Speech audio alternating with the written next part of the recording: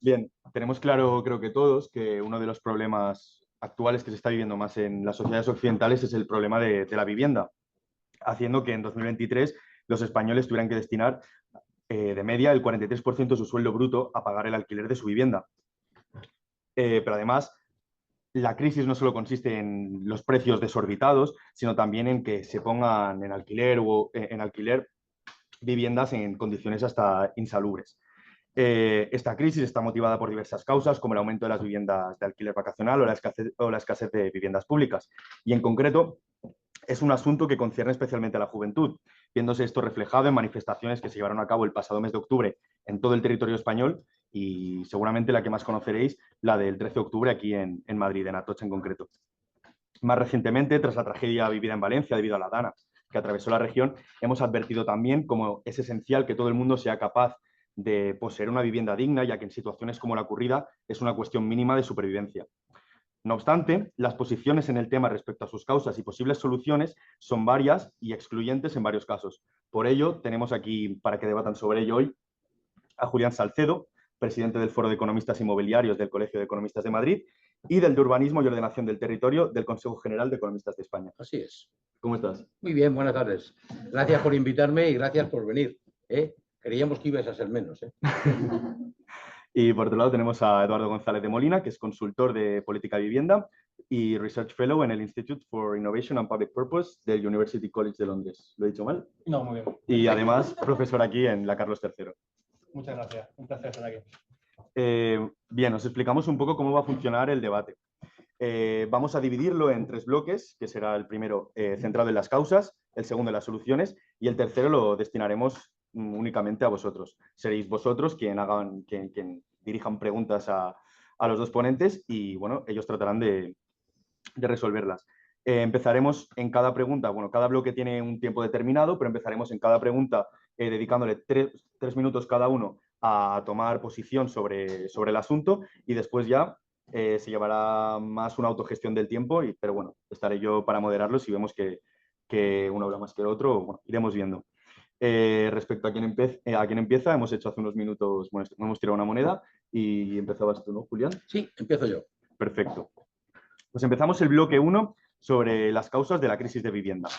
Y empezamos con la pregunta, ¿es la causa más inmediata de la crisis la falta de liberalización del suelo público o más bien la escasez de intervención estatal en el asunto? Bueno,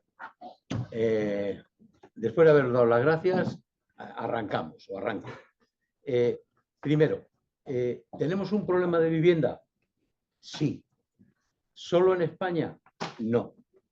Lo tenemos en todos los países del mundo y es un problema, y explicaré ahora por qué, que se ha extendido a lo largo de todo el mundo, incluso en países o ciudades en las cuales se pensaba que nunca iba a existir un problema o que nunca había existido un problema de vivienda.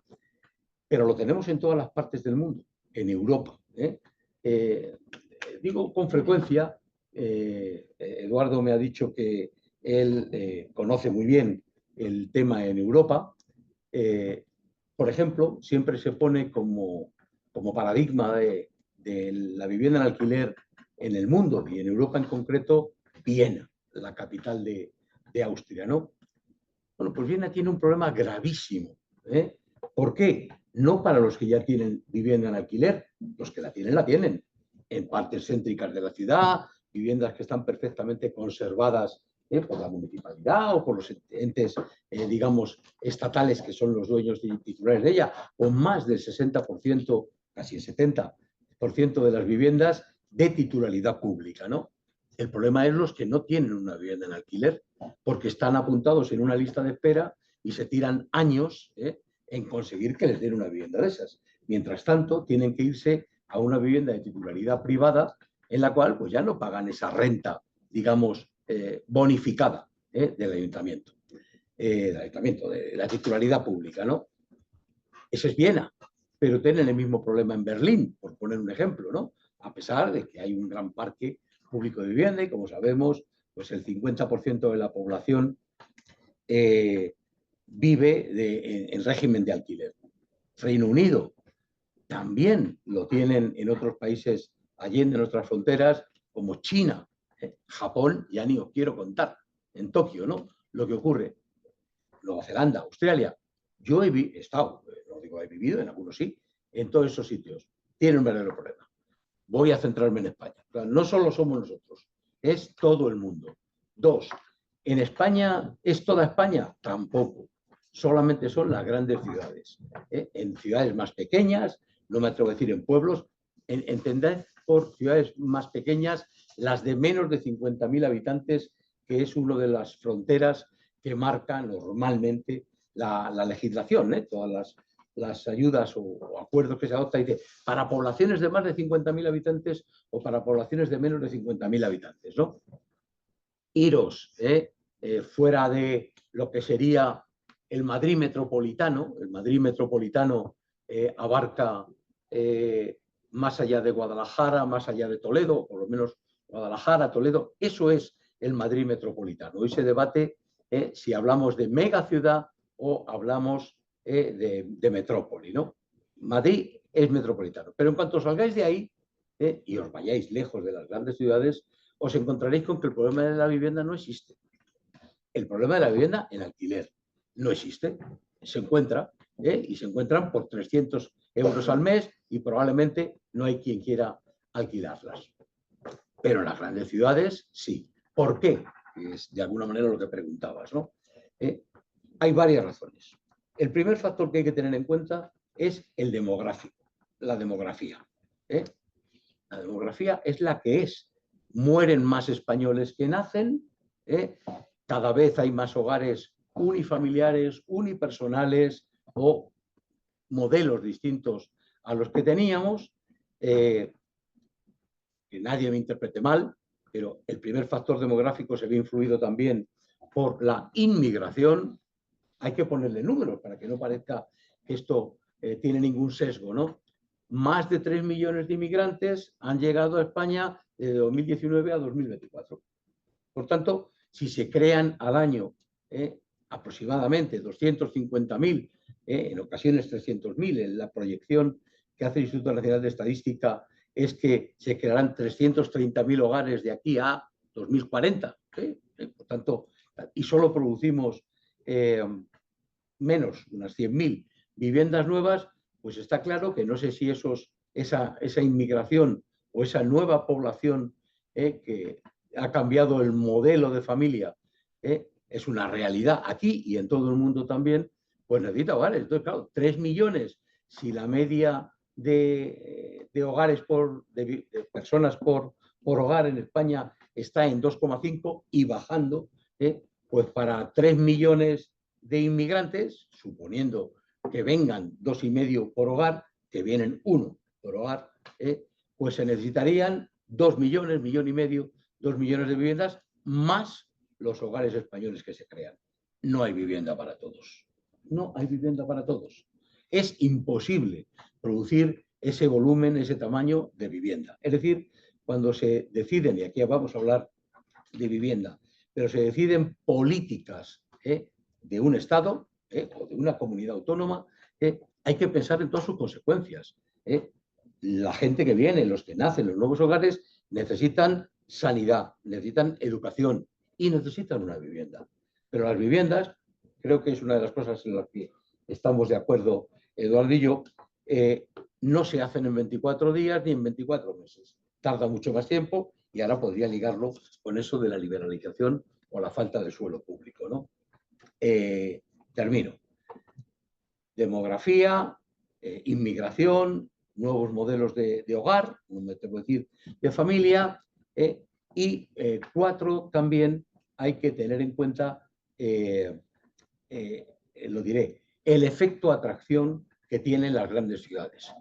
Ya se sabe que allá por 2050 más del 70% de la población mundial vivirá en ciudades, en megaciudades, o en grandes metrópolis.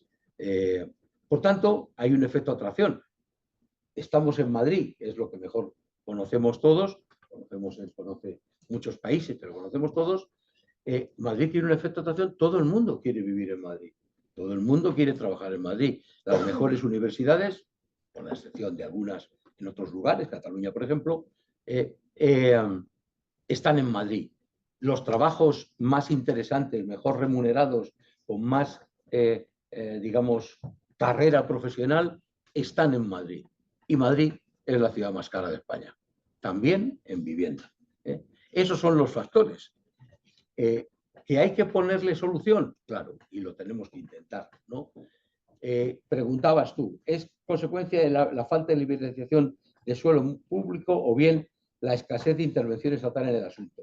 Bueno, efectivamente, más que la liberalización del suelo, que también, la clave está en el largo tiempo que tarda en desarrollarse un suelo desde que es un suelo rural, rústico, digamos, el campo, hasta que se transforma y se convierte en suelo edificable. Sabéis que, y si no lo sabéis, os lo decimos nosotros, hay un paso de suelo rural, pasa a una segunda categoría de suelo urbanizable y finalmente termina a una tercera categoría de suelo urbano. El único que nos vale para poner una vivienda encima es el suelo catalogado o clasificado como urbano. El otro no vale. No vale, no. Significa que necesita un proceso de transformación que tiene que cumplir. Preguntaría, pero no lo voy a hacer, ¿cuánto tiempo creéis que tarda en transformarse un suelo, un plano, un desarrollo urbanístico? La media son entre 20 y 25 años. Por tanto, coged un suelo aquí en Madrid, la operación Campamento la conocéis todos, los cuarteles de la carretera de Extremadura, bueno, está ahí mismo, al salir del Paseo de Extremadura os encontraréis con la operación Campamento. 10.700 viviendas, van a ser, 10.700. En Madrid se producen cerca de 40.000 viviendas al año. Más de... No, termino. Sí, si puedes, sí, así pasamos a Eduardo. Más de 25 años, ¿no? O la operación Chamartín, la que ahora llaman Nuevo Norte, más de 25 años. O todos los desarrollos del sureste, entre 20 y 25 años. Por tanto, sí, el suelo es uno de los principales problemas, pero no el suelo en sí mismo, sino el largo tiempo que requiere de transformación. Perfecto, muchas gracias. Eduardo, por favor. Súper.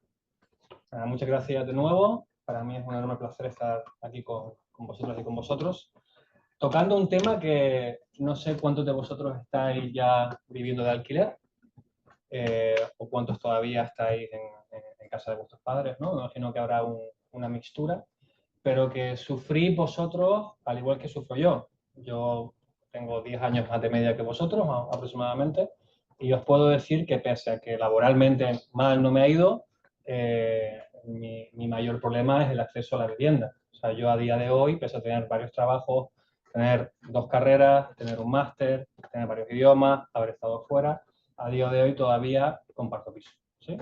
Entonces, es una realidad que la juventud sin duda tenemos encima de la mesa y que tenemos que entender por qué ha sido así. Esto es un problema que es multifactorial.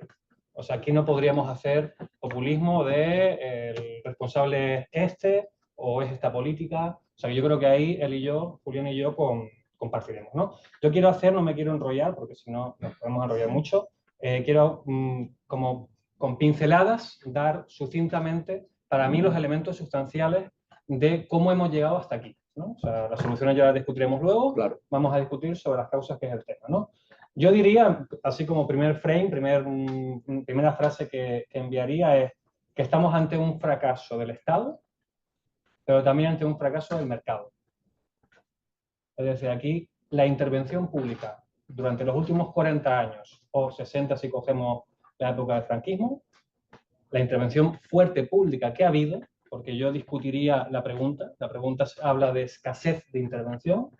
Yo puedo argumentar que intervención ha habido y ha habido mucha, lo que pasa es que ha sido una intervención equivocada y que ha afectado o que ha beneficiado a una parte de la población mientras desprotegía a otra parte de la población, ¿sí? En general, ha beneficiado a las clases medias y altas y ha perjudicado a las familias más desprotegidas y a los inquilinos particulares. Pero también es un fracaso del mercado, porque el mercado, ¿cómo funciona el mercado? Voy a ser más preciso con las palabras. Los promotores y los propietarios de suelo, promotores privados y los propietarios, los caseros, se mueven por la maximización del beneficio. Ese es su motivo. Y creo que aquí, Julián, estoy siendo descriptivo. Es decir, ellos lo que quieren es maximizar su beneficio. No están pensando en darle una vivienda asequible o acorde a la capacidad económica de todas las familias. Por tanto, el mercado por sí mismo nunca va a poder darle solución al acceso a la vivienda a toda la población. Le va a dar solución a una parte de la demanda, a la parte con más ingresos, ¿sí? Por lo tanto, aquí tenemos otro de los fallos. Dentro de esos dos fracasos, doy 4 números que creo que van a ser muy visuales. El primero, se crearon 6,5 millones de viviendas protegidas.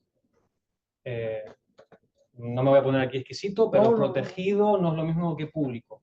Y él, Julián, lo sabe bien, lo que pasa es que en los medios de comunicación se confunden continuamente, ¿vale? Pero bueno, protegidas es decir que tienen un precio limitado por la administración, que pueden ser de propiedad pública o privada, eso no da igual, pero que, digamos, está destinado para un público objetivo que el mercado privado, for profit, no llega, ¿sí? Eso es 6,5 millones.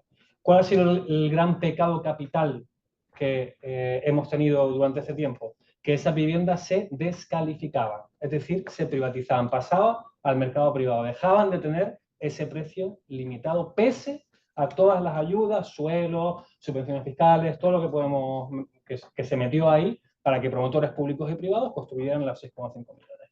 Hoy tenemos 2,5% de un parque de vivienda protegida de media en España. En Europa es el 9,3% de media. Claro, hemos metido a todos los países de Europa del Este que privatizaron todo el parque y la media europea ha bajado. Pero si cogemos a los países que llevan haciendo política pública de vivienda, estamos hablando ya en torno al 15 y al 20%, y los mejores casos, 30%, ¿sí? De Austria o Países Bajos. Si no hubiésemos privatizado ese parque de 6,5 millones a 6,1, hasta hoy, hoy estaríamos, digamos, en la Champions League de la vivienda social. Y estaríamos al nivel de Países Bajos y tendríamos un parque para toda la población de en torno al 30%. Claro, eso se suma a otro problema, que es que hemos gastado, no solamente en la oferta tuvimos ese fracaso, sino que subvencionamos la demanda. Nos pusimos a subvencionar, no a vosotros, sino a vuestros padres y abuelos en algún caso, a subvencionar la primera compra. Y uno dice, pero qué bien, ¿no?, que hayamos subvencionado la primera compra de vivienda privada. Bueno, uno de los problemas de esa subvención son dos. Uno es que esa subvención, esa deducción fiscal a la primera compra, lo que hizo fue inflar la burbuja inmobiliaria, que fue un gran fracaso del mercado, por cierto, la burbuja inmobiliaria, tremendo fracaso del mercado, que construía donde no iba a haber demanda futura. Hoy en día tenemos 4 millones de viviendas vacías, privadas. Ahí los analistas del mercado, unos fieras, sabiendo dónde iba a haber demanda futura. O tenemos 455.000 viviendas nuevas que no se pueden vender, que llevan 10 años sin ser vendidas. También privadas, de nuevo. O sea que ahí tenemos un problema. Pero claro, esos 160.000 millones de deducción fiscal, que sí es que sirvió a que una parte de la población, vuestros padres o algunos de vuestros padres, los que hayan tenido suerte de acceder a esa vivienda, lo ha hecho a costa, uno, de no tener ese parque público de vivienda. Hubiésemos construido 1,5 millones de viviendas públicas con todo ese presupuesto, 160.000 millones. Y segundo, a costa, de nuevo, de esa... Fue tan bestia esa deducción fiscal, tan bestia, que fue Merkel, Fue Merkel quien le dijo a Rajoy en 2013, eso me lo quita, porque hay que recortar, porque no sé qué, porque no sé cuánto. La austeridad famosa atacó ese punto y probablemente por primera vez estoy de acuerdo con Merkel. Lo segundo, respecto del mercado, y aquí termino, ¿vale? Claro, el mercado tiene un problema y es, hemos generado, claro, la búsqueda de maximización del beneficio hace que los actores hoy tengan un problema. Y es a la vez que tenemos un problema de promoción de vivienda, y ahí él y yo estamos de acuerdo, es decir, de construcción de vivienda nueva, tenemos un problema añadido, que es que, sin embargo, estamos en pico histórico de inversión inmobiliaria. Y tú dices, ¿cómo es eso posible? ¿Cómo construimos tan poco privado, también? O sea, hay una crisis de construcción privada y pública. 100.000 viviendas se hacen al año, 90.000 privadas, 10.000 protegidas. Una mierda, O sea, datos horrendos. Y ahí estamos de acuerdo, habrá que ver cómo lo solucionamos. Pero hay inversión inmobiliaria récord en España ahora mismo. ¿Por qué? Porque hay muchos actores que han venido ¿a qué? A calentar el mercado. ¿Y cómo lo hacen? Comprando. Hay una diferencia muy técnica, que creo que aquí, no sé si estaremos de acuerdo, pero que es la diferencia entre el buy to rent y el build to rent. El build to rent, que es construir para alquilar, me aumenta la oferta. El buy to rent no me la aumenta, porque al final van al mercado secundario y es compra-venta de vivienda ya existente. La oferta no aumenta. Entonces yo meto dinero, voy expulsando a las familias que no son capaces de comprar, porque claro, yo soy un fondo de inversión extranjero que me quiero comprar un edificio en mitad de Madrid, que lo compro, subo los precios, bueno, rehabilito, hago un lavadito de cara, subo los precios, expulso a las familias que están ahí y lo hago Airbnb. O lo hago Airbnb o lo hago vivienda por habitaciones, que es una de las cosas que vais a sufrir vosotros, porque así el propietario le puede sacar la máxima rentabilidad. Y aquí termino. Entonces, claro, tenemos un problema, es que hay que distinguir entre el tipo de inversor. Y hay inversores que sí vienen y sí que son parte de la solución, y hay inversores que van en contra directamente del artículo 47 de la Constitución Española, que por cierto habla de especulación. Es esa palabrita que quizás no sé si aquí estarán de acuerdo que existe o no existe, pero está en la Constitución Española, que los poderes públicos, una de sus funciones es regular el mercado para evitar esa especulación, haciéndolo a través de otro artículo muy interesante que siempre se nos olvida mucho, y es que el 33, que es el de la propiedad privada, dice, el 33.2 dice que la función social limitará su uso. Por tanto, aquí no solamente hay que construir, que ahí creo que él y yo estaremos más de acuerdo, sino que también hay que evitar este tipo de comportamientos que expulsan a las familias y que hacen que todos vosotros y yo también estemos en una situación horrible. Gracias. Bueno, No, simplemente decir, para ceñirnos un poquito más al tiempo, dejamos 5 minutos para que discutáis y seguimos Venga. con la siguiente pregunta. Muy Muchas bien. gracias. Bueno, al final no vamos a estar tan lejos, Eduardo y yo, ¿no? Pero sí, alguna diferencia tenemos. Claro, él dice, y dice bien, se construyeron 6,5 millones de viviendas que se descalificaron, ¿no? Me imagino que la mayor parte de vosotros, que no tenéis por qué estar en el mundo de la vivienda, el sector inmobiliario, pues seguramente, ¿alguien sabe lo que es descalificar una vivienda? Me alegro, uno lo sabe. Bueno, el problema no está en descalificarla, que también. El problema está en que esas viviendas con algún tipo de protección pública se promovieron en régimen de venta de propiedad, ¿vale? Si esas viviendas se hubieran promovido en régimen de alquiler, descalificadas, no hubiera sido necesario descalificarlas, si hubieran quedado como parque público de vivienda. Aquí Pero estamos al 100% de acuerdo, ¿eh? Así no tengo que... Claro, se construyeron para vender. Y efectivamente eso, desde el punto de vista de un economista, supone transferencia de rentas de unas personas hacia otras. Es decir, aquel que se beneficia, ojo, no todo el mundo podía acceder a una vivienda protegida. Había límites de edad, había límites de renta, no se podía ser propietario de otra vivienda en propiedad, etcétera, etcétera, etcétera, ¿no? Pero efectivamente era una transferencia de rentas. Se utilizaba suelo protegido, suelo destinado a viviendas con protección pública, que es más barato, tiene unos límites, tanto el precio del suelo como el precio de venta, como el precio de alquiler, es lo que se conoce comúnmente como el módulo. El módulo limita el precio de venta, es decir, mientras que una vivienda libre allí, al lado, puede llegarse a vender de 100 metros en 400.000 euros, una vivienda protegida tiene su precio acotado a 180.000, por poner un ejemplo. O 200.000, lo que queráis. Siempre muy inferior.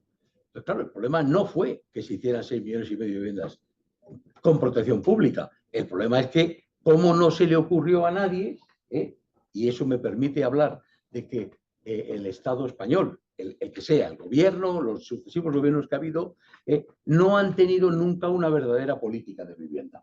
Han hecho vivienda, pero eso no es política de vivienda.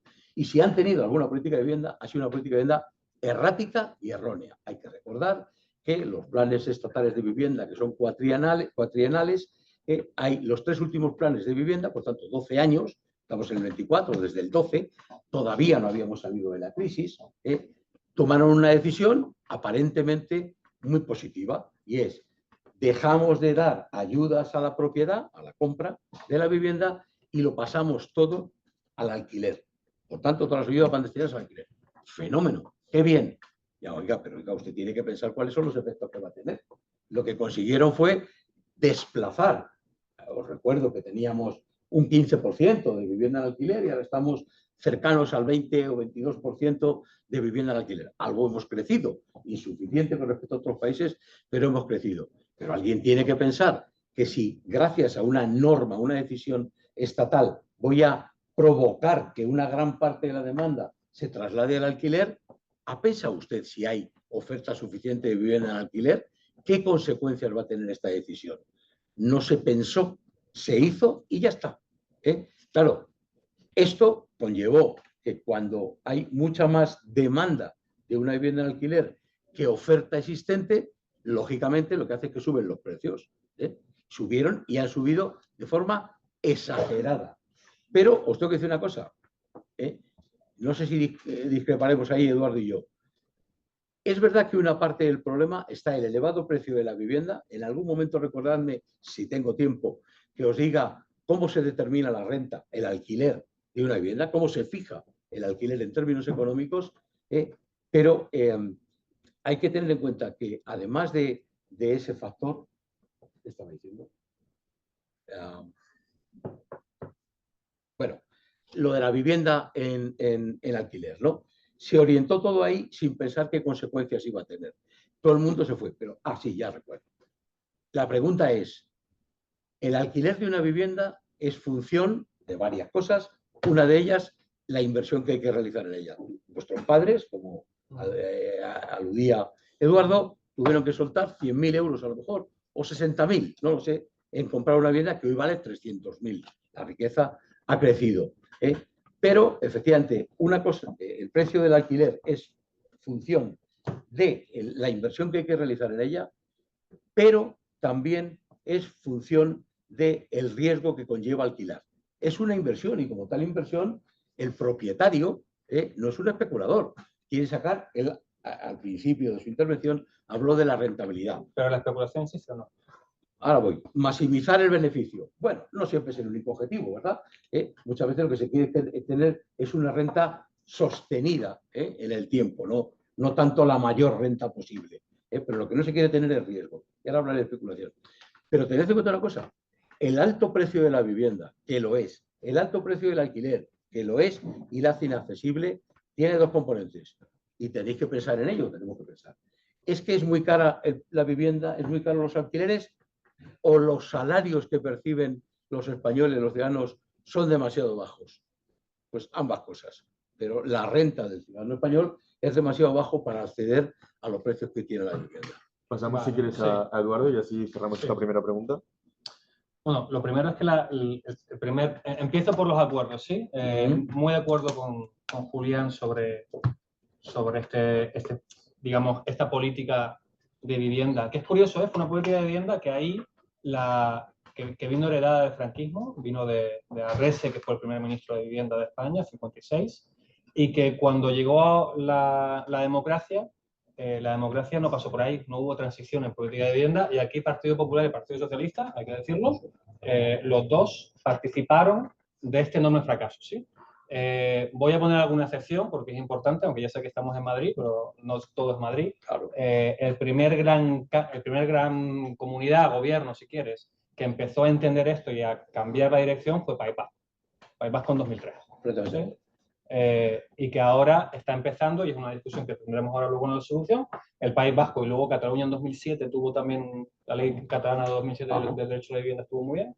Empezaron a cambiar un poco la dirección de las políticas públicas de vivienda, incluso a desarrollar política pública de vivienda, porque también le compro que no hemos tenido política pública de vivienda. Vale. Un matiz respecto de por qué la población se ha ido al alquiler.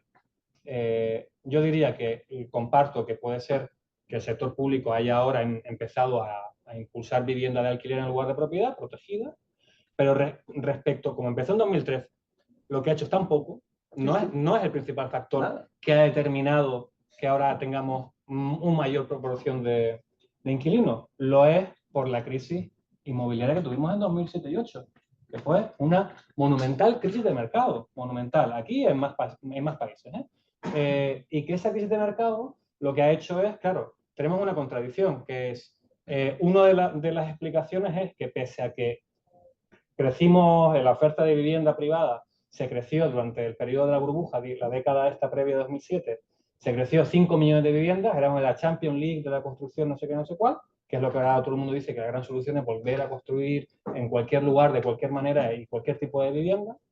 Yo digo que oferta hay, pero tenemos que discutir qué tipo de oferta.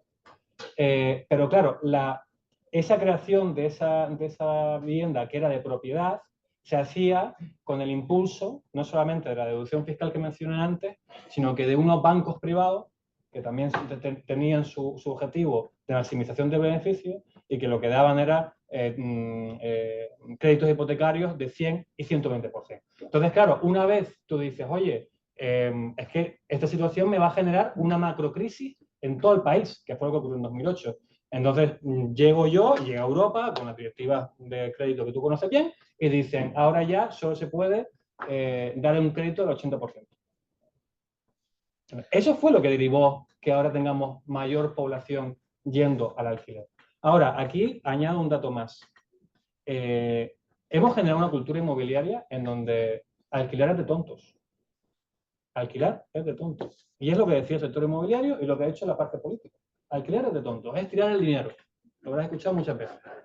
Claro, pero no todos vamos a poder acceder si queremos seguir manteniendo una política crediticia macroprudencial. Ya hay gente, y tú lo sabes bien, que ya está hablando de volver a avales al 100%, de volver a dar créditos al 100%, etc. ¿Sí? Que es recuperar el fracaso de la crisis inmobiliaria. Termino con un dato y es sobre ya la última parte que ahí sí discrepamos, ¿no? Especulación, a ver la ELA. Y por tanto, si hay especulación, hay especulador. ¿Es todo el mercado? No. ¿Son todos los actores privados? No. Y yo sé que hay gente que está en el lado de proteger a los inquilinos y de la intervención que dice eso con brocha gorda, ¿sí? Yo no soy partícipe de esa interpretación, pero eso no significa que no haya especuladores y que no haya que combatirlo. Yo trabajé en la ciudad de Barcelona, que es una cosa que no habéis dicho, pero yo estuve en la Dirección General de Vivienda durante más de 5 años. Una de las cosas que hacíamos era paralizar procesos de compra especulativa. ¿Por qué? Porque sabíamos que eran actores particulares, Blackstone entre otros, sabíamos que venían a comprar y a expulsar a los vecinos, lo sabíamos porque ya sabíamos los contratos de compra-venta y el modelo de negocio que iban a traer. Y con una cosa que se llama derecho de antirretrato, que tú lo conocerás, es decir, la posibilidad de compra preferente al sector público, nosotros nos quedábamos al final con la compra. Y hacíamos gentrificación a la inversa. Es decir, que en lugar de tener a vecinos expulsados de sus lugares, lo que hacíamos era darle precios asequibles a todos. Claro, teniendo un 10,5% de rentabilidad, y aquí hablas de rentabilidad y riesgo, según datos del Banco de España, no son míos, ahora mismo, si tú quieres invertir y ganar dinero, el mejor activo sigue siendo la vivienda. 10,5% de rentabilidad bruta más revalorización de activos. ¿Sí? 10,5%. Es el mejor activo del mercado. Y se hace casi sin riesgo. Entonces, aquí, claro, venir a decir que el problema es que hay no sé qué riesgo, entiendo que de ocupación no lo ha mencionado, pero es lo que entiendo que se dice. O de impago, luego veremos datos, y que eso hace que el mercado retraiga la oferta, eso está por discutir, ¿eh? Eso habría que verlo. Perfecto.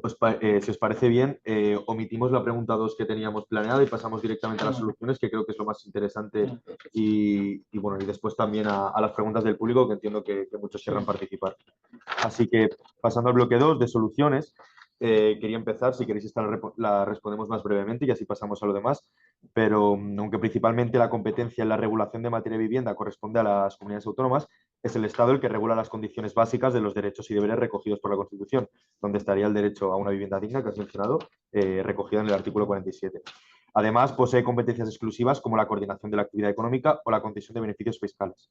La pregunta es, ¿consideran el actual reparto competencial favorable para solucionar la crisis de vivienda o preferirían un mayor peso de las comunidades autónomas de tal forma que éstas pudieran atender mejor la idiosincrasia de sus territorios?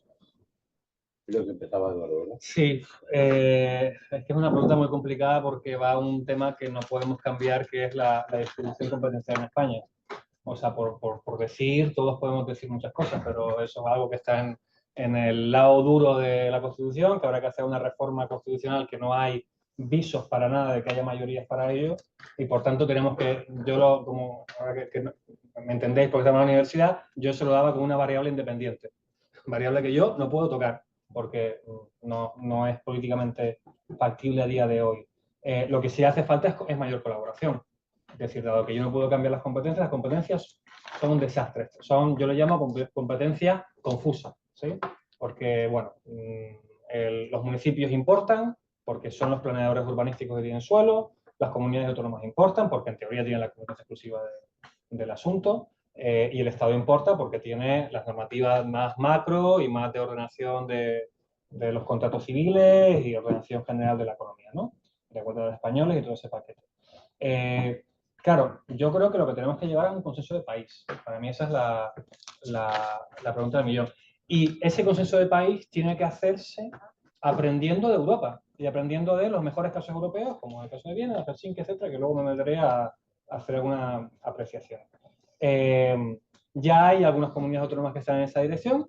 Yo creo que País Vasco es el gran ejemplo y podríamos seguir con Cataluña ahora, Barcelona, con Valencia durante un tiempo también empezó a hacer políticas interesantes y con Navarra. Y el gobierno de España, por fin, se ha tomado en serio este asunto y ha hecho la primera ley de vivienda. Joder, 40 años para hacer una ley de vivienda, se han pasado. Pero tenemos la primera ley de vivienda. Que tendrá su... Yo soy el primero que, aunque probablemente tengamos discusiones sobre qué le falta a la ley de vivienda, yo creo que le falta más regulación o que la regulación sea coherente, porque dejaba agujeros importantes, como es el alquiler de temporada, el alquiler de habitaciones, el alquiler turístico, que esos son vías de escape de la ley de vivienda, pero que tengamos una ley de vivienda es fundamental. Y decir ahora que la crisis inmobiliaria, la crisis de vivienda, viene todito, que no digo que lo digas tú, pero sé que algunos de tu sector lo dicen, todito viene por la ley de vivienda, es una falacia y es un insulto a la inteligencia de las personas. Sobre todo porque a la ley de vivienda, una gran parte de ella, se le cede a las comunidades autónomas la capacidad de utilizarlo o no utilizarlo, de regular o no regular, de aplicar todas sus medidas o no. Pues ahora tenemos 3 comunidades autónomas, País Vasco, Navarra y Cataluña, que ya empiezan a regular los precios y a también desplegar una política pública de vivienda que ataje la oferta de vivienda asequible, pero tenemos aquí la Comunidad de Madrid y tenemos Andalucía y tenemos Murcia y tenemos Galicia, que su modelo es otro, que su modelo es repetir el mismo fracaso que nos llevó a la crisis inmobiliaria de 2007. Es decir, ningún tipo de protección al inquilino.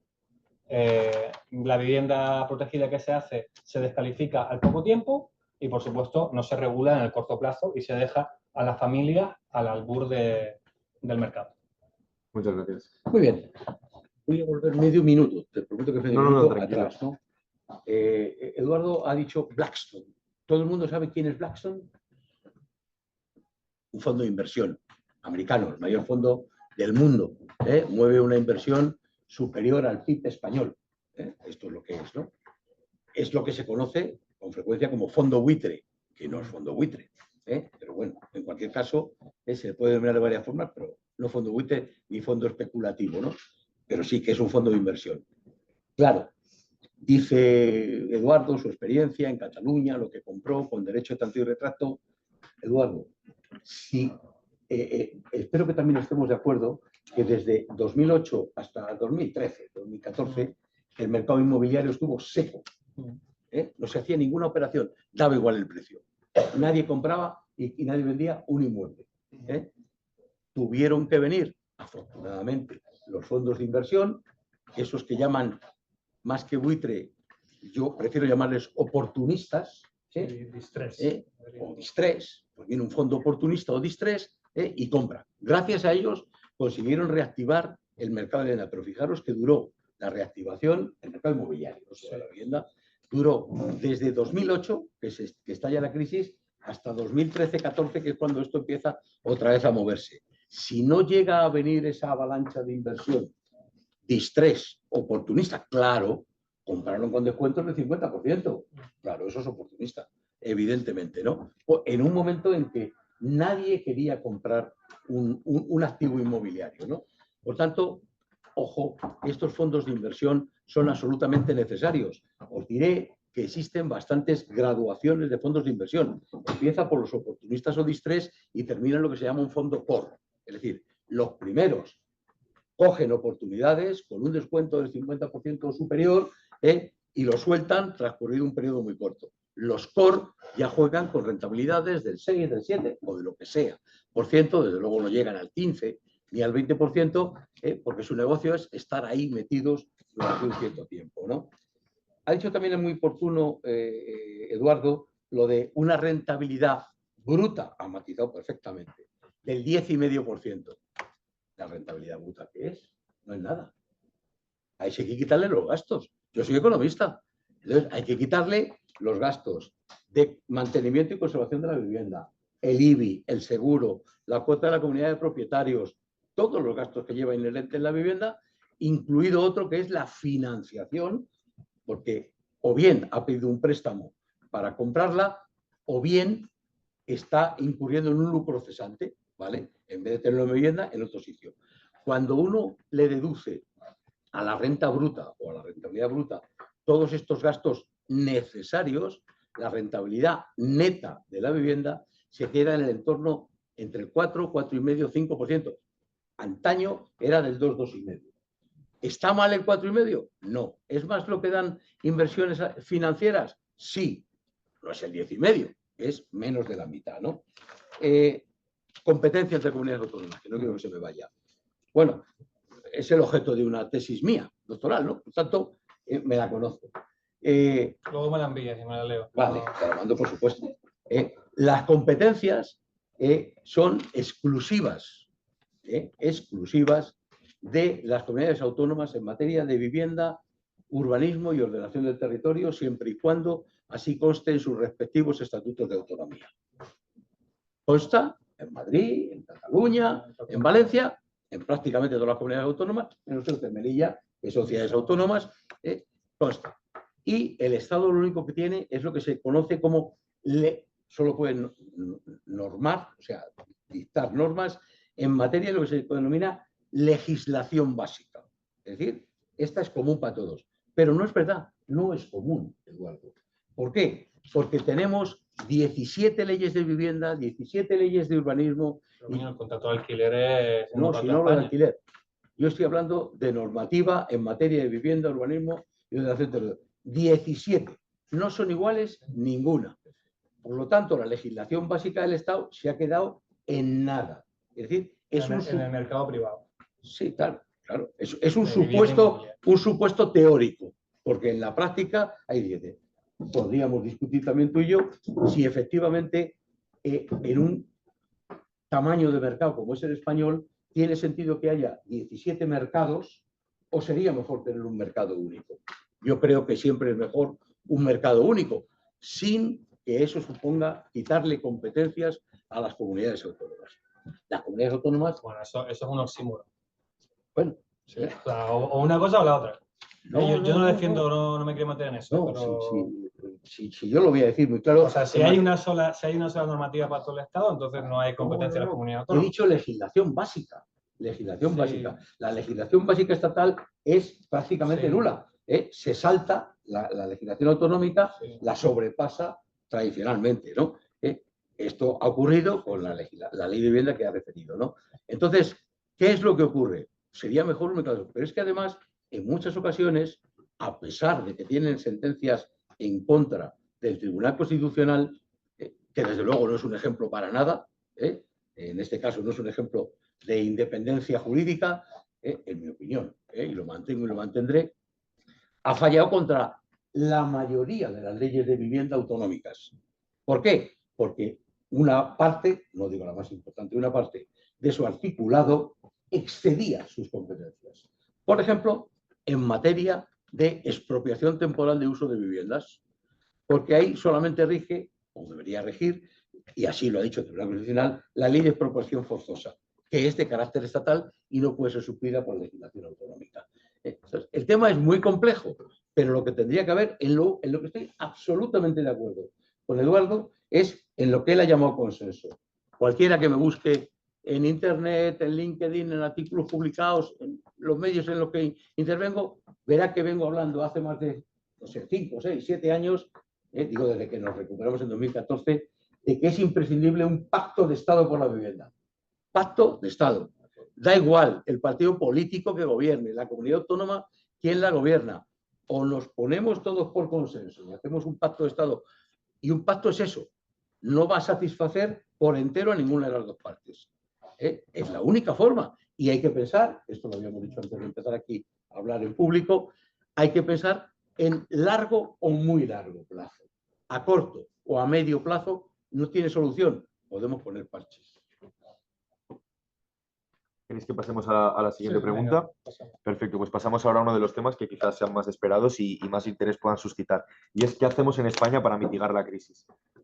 Para empezar con este tema, os pedimos primero que expongáis alguna política pública o solución que se haya encontrado en otro país, ya habéis adelantado algunas, y que penséis que es replicable en España. Si ponéis, por ejemplo, mientras si quieres Bueno, empezar tú, pero perfecto. pon el gráfico que quería poner. Bueno, vamos a ver. Hay muchos países, y no necesariamente es Alemania ni Viena, Austria, las que se ponen como ejemplo. En gran parte de otros países europeos, por ejemplo en Dinamarca, en Holanda, en el Reino Unido, existe no realmente vivienda pública o organismos públicos, pero sí que existe un consenso en que un ente participado por el Estado o la comunidad autónoma o el Länder o lo que fuera, dependiendo del nivel, más usuarios, más propietarios, se ponen de acuerdo y deciden las políticas que se van a aplicar. Eso es el consenso, ¿no? Entonces, ¿qué estamos haciendo aquí en España? Pues muy poco, porque para poder hacer algo, lo primero que se requiere no solamente es un pacto, no solo es voluntad política, sino que se requiere dinero, inversión pública. Y no hay inversión pública suficiente. Es decir, claro, entonces, claro, si no hay inversión pública suficiente, todo hay que dejarlo en manos de los privados. Y claro, exagerando, pero como decía Eduardo, exagero yo, tú, al final el privado lo que quiere es maximizar su beneficio. No tengo ninguna duda. Es legítimo además, tengo que decir, ¿verdad? Según la Constitución española. Pero, claro, no se puede pretender que el privado sea el que lo haga y dice, no, pero ahora usted pone las viviendas a disposición del ayuntamiento, que él va a fijar quién es el que las puede ocupar en alquiler, a quién hay que vendérselas, a qué precio. La respuesta es sencilla, hágalas usted, ponga usted dinero. El dinero es mío, yo soy un privado, a mí no me puede usted obligar. Cuando la vivienda está hecha ya, sí, claro, el artículo 33 de la Constitución española habla de la propiedad privada y en concreto de la vivienda con el límite de su función social. Claro, estamos todos de acuerdo. Pero yo soy un privado y a mí no me diga usted que tengo que venderle mi vivienda a Alex en 200.000 euros porque tiene un salario muy bajo, es una persona que tiene vulnerabilidad, tal. Oiga, désela usted, si no hay problema. ¿Usted quiere que yo se le alquile a un vulnerable por 100 euros al mes? No tengo ningún problema. Claro, lo que tiene que hacer es el Estado pagarme el diferencial entre el precio de mercado o más o menos el precio de mercado y el precio que le quiera poner, como si se la quiere regalar a Alex. Pero la vivienda es mía, Alex. Y si se la quiero regalar, se la regalo a mis hijos. A mis hijos gratis. ¿Por qué? Porque son mis hijos o a un amigo que lo necesite, ¿no? Entonces, te quiero decir que efectivamente el Estado, para poder aplicar políticas de vivienda en serio, tiene que poner inversión. Y no tiene dinero. El Estado está endeudado hasta las cejas. Tenemos un 117%, no, un 107% de deuda pública, un déficit público del entorno del 3%. Si no puede, si es que cuando el Banco Central Europeo ha dejado ya eso que llama desbalance, a reducir el balance y los créditos que concede para la renovación, cuando tengamos que salir al mercado a renovar la financiación que tiene el Estado español, vamos a pagar el tipo más una prima de riesgo, hoy está en el entorno de los 80, 90 puntos básicos, se situará por encima del 100-120. Él ha estado en Cataluña. Cataluña es deuda basura. Nadie le concede un crédito. Eduardo, podemos discutirlo. Vayamos a los mercados. Deuda basura. Nadie financia a Cataluña porque no tienen fe en que vaya a poder resolver. Da igual el tipo de interés. No lo digo yo. Toda la deuda que tiene contraída y la primera comunidad autónoma que tiene una mayor deuda con el Estado en eso que se llama Fondo de Liquidez Autonómica es Cataluña. La segunda, la Comunidad Valenciana. ¿Por qué? Porque no se puede financiar en los mercados. Entonces, esto es lo primero. ¿Hay ejemplos? ¿Hay soluciones? Sí. Y estamos en Madrid, y voy a ponerla como ejemplo. El ejemplo es la Comunidad de Madrid, que está apostando por la colaboración público-privada, que hoy se asume como que es la única posibilidad. Si el Estado que sales no tiene dinero para hacerlo, pero tiene suelos y otras posibilidades, y yo que soy el privado sí que tengo supuestamente dinero para hacerlo, vamos a colaborar, vamos a ponernos de acuerdo. Eso hará que el precio sea un poquito más barato, que me deja el suelo en eso que se llama régimen concesional o régimen de derecho de superficie por 50, 75 años, me limita el precio, me limita también quién puede hacer esas viviendas. Yo creo que en estos momentos, por mucho que se diga que la economía española va muy bien, que crecemos los únicos que crecemos en Europa, etcétera, eso está muy bien. Pero, y es cierto. ¿Cómo no va a ser cierto? Claro, por supuesto. Pero eso no vale. También es cierta la deuda pública, el déficit, etcétera, ¿no? Entonces, si el Estado no tiene, o las comunidades autónomas, no tienen recursos suficientes para destinarlos a políticas de vivienda, oiga, hágalo en colaboración público-privada, me parece. Bueno. Vale, súper. Como habías planteado que cogiésemos algún dato europeo, yo quiero, si me permitís, claro. Vale, aquí tenemos, es interesante porque he cogido, hay mil gráficos, pero este es uno que ha salido justo hace una semana del Parlamento Europeo. Sabéis que en Europa también el tema de vivienda es un tema complicado. Acaba de nombrarse y un comisario nuevo de energía y vivienda. Nunca de la historia de la Unión Europea. ¿Sí? Entonces, esto es del Parlamento Europeo y salía en datos de Eurostat. Y salen los países que, ¿vale? Como estamos con una población joven, me he enfocado en ese dato, ¿cuál es la media de emancipación de los distintos países, ¿no? Bueno, pues los que están más flojitos no les va mal. Ya algunos de ellos con vuestra edad están emancipados, 21 años en Finlandia, 21 en Suecia, 23 en Alemania, 21 en Dinamarca, 25 en Austria, 23 en Netherlands, no sé, en Países Bajos, 23 en Francia. Y tenemos los mejores, que somos nosotros, que es España, que lleva 30 por la cola, 30 añitos, es la edad de emancipación media, para que lo sepáis. O sea, algunos de vosotros, por estadística, estáis jodidos. Digo de broma. Bulgaria, 30, bueno, estamos en esa competición, ¿no? Con Bulgaria, con Croacia, 31, con República, bueno, Rusia no, este es Hungría, no, Hungría es de entonces Eslovaquia, con Eslovaquia, 31, bueno, ¿no? Con Grecia, que los pobrecitos están un poco complicados, 30. Vale, si ahora hay otro gráfico que os lo enviaré en otro momento, pero una de las cosas que coincide es en qué países se interviene más en la vivienda y en qué países se interviene menos en la vivienda. Intervención lo concreto en dos datos. Uno, en que en el lado de la oferta hay un gasto público bien fuerte en política pública de vivienda, que llevan construyendo parque público y protegido indefinido sin privatizar, en alquiler, sin privatizarlo desde hace muchas décadas. Y le sumo, que es lo que probablemente estamos más en contradicción y yo, le sumo que también regulan los precios y que tienen una protección que si se implantase aquí sería nombrada de comunista, bolivariana y cualquier cosa llamada así, ¿vale? Una de las cosas que tú probablemente sepas, si has conocido esos países, sabes que en Alemania, Austria, Netherlands, Dinamarca, Suecia, Finlandia, tienen contratos indefinidos. De alquiler privado. Contratos indefinidos. Ojo, o sea que tú pagas un precio de mercado, llegas, lo pagas, pero una vez estás dentro, tú te puedes quedar el tiempo que tú quieras, tienes derecho a renovar y solo se actualiza por IPC. En España, ¿qué ocurre? Que a los 5 años, o a los 7 si es una empresa física, o pública, el propietario te dice, oye, te saco el contrato, que te voy a subir 500 euros. Porque claro, este mercado fuera está muy mal. Y a mí es que me parece que le pongo una pistola en la cabeza al mercado, ¿no?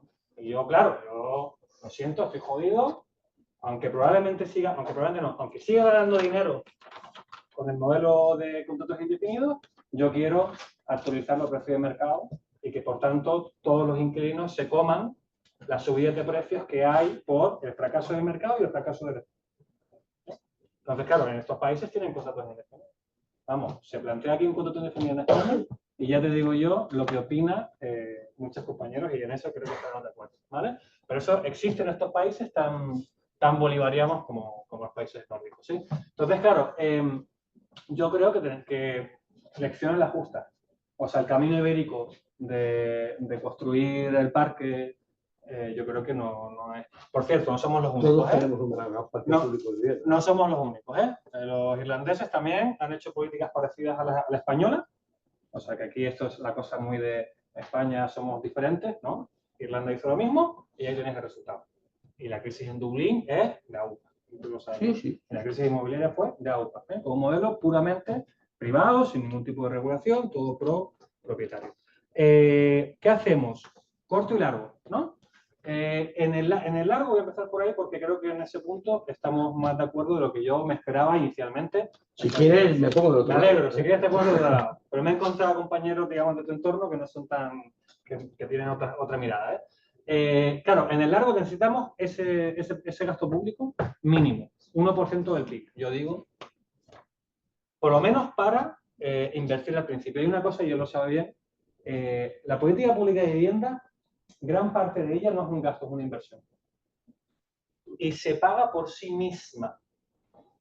Porque yo, capítulo 6 del presupuesto, inversiones reales, tal, yo voy, construyo una vivienda pública y si no la hago deficitaria, es decir, si hago un mix de ingresos donde una parte de los inquilinos quizás sean de un estrato poblacional medio bajo, clases trabajadoras que pueden pagarse sus 600 o 700 euros.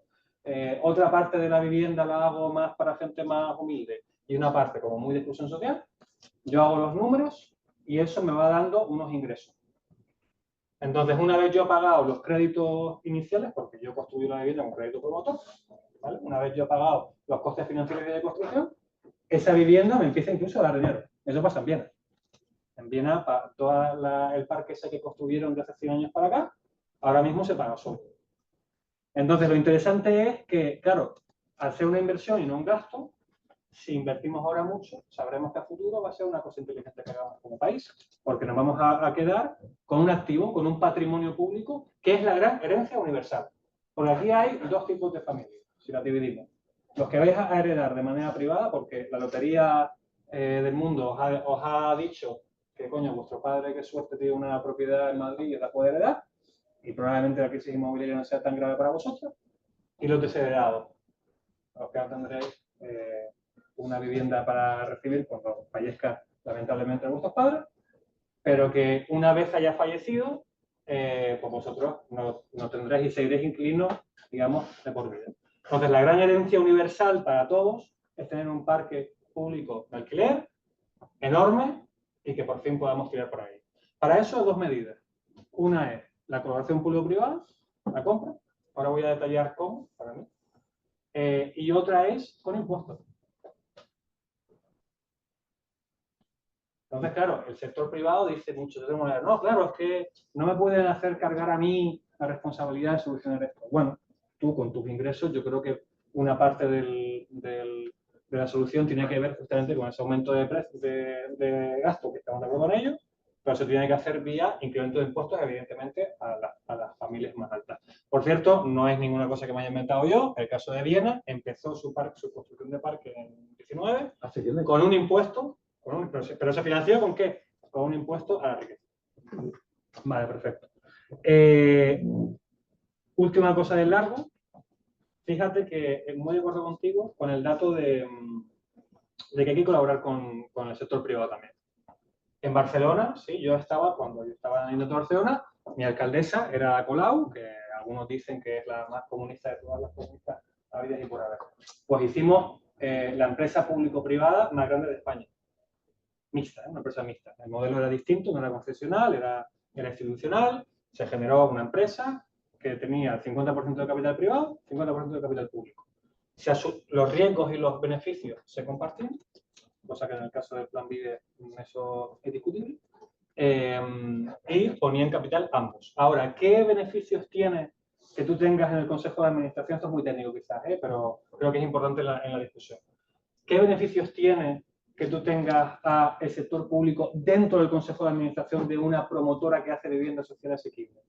Que garantiza que el interés público esté siempre presente en la toma de decisiones empresariales.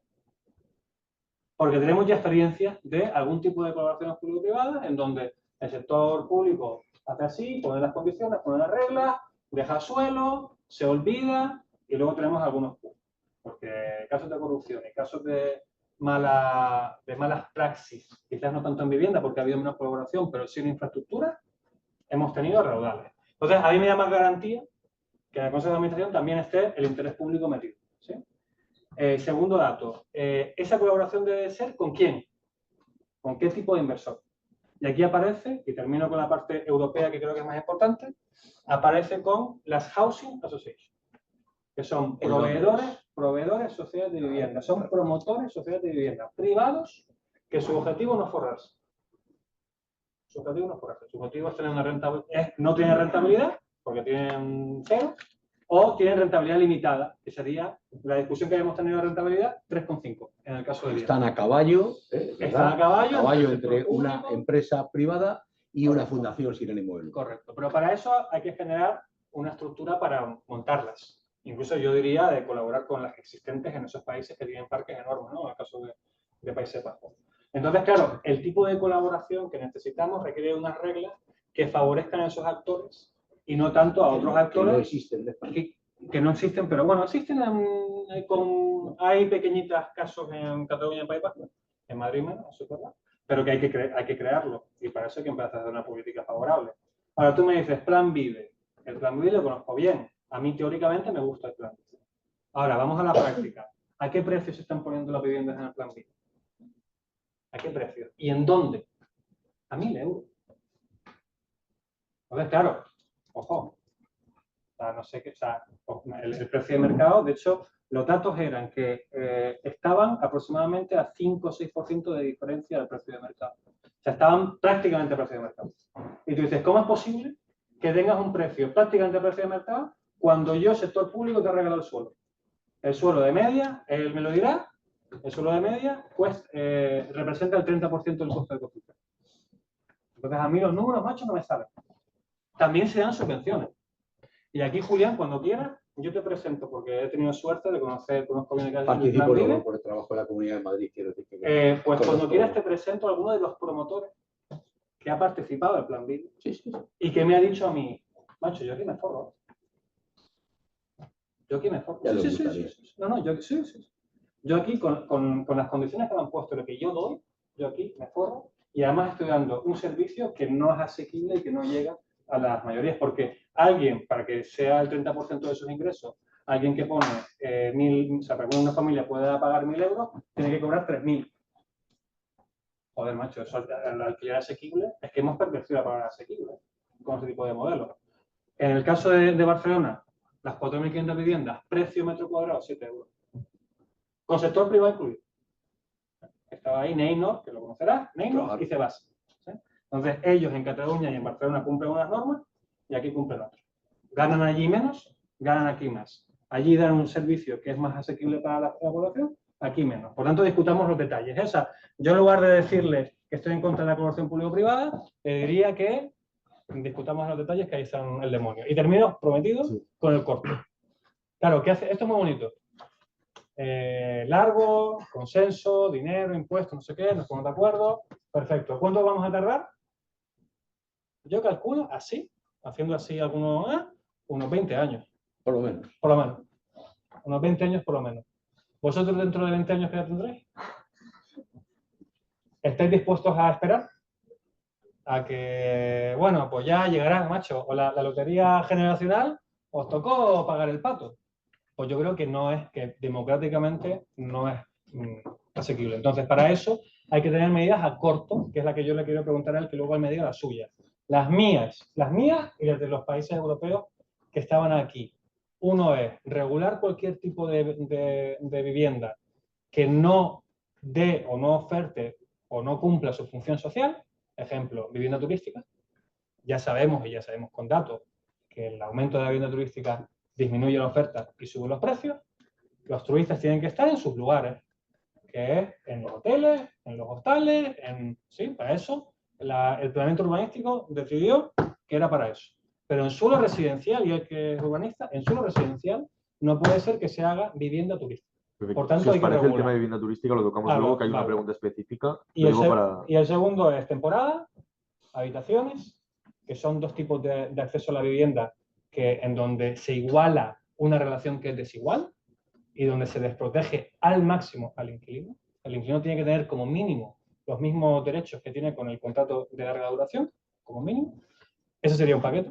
Y el segundo paquete tiene que ver con la regulación temporal y con excepciones, y aquí creo que podemos estar de acuerdo, del mercado privado. ¿Por qué?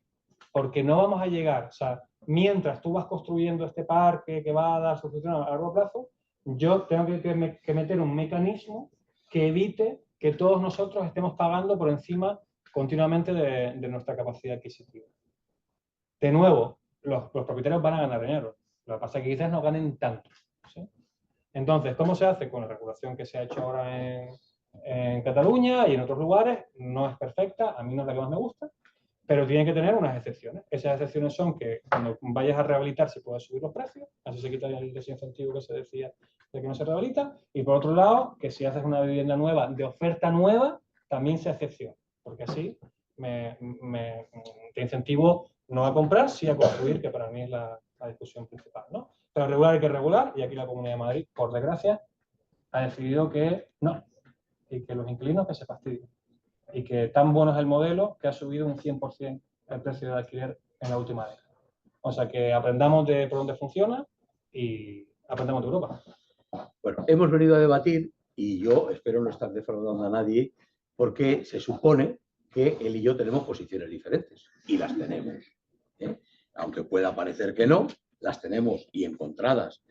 Lo que pasa es que hay cosas en las que no podemos discrepar. Yo no puedo discrepar. Por ejemplo, la vivienda. ¿Es un derecho fundamental? No, no lo ha dicho él. No, no lo es.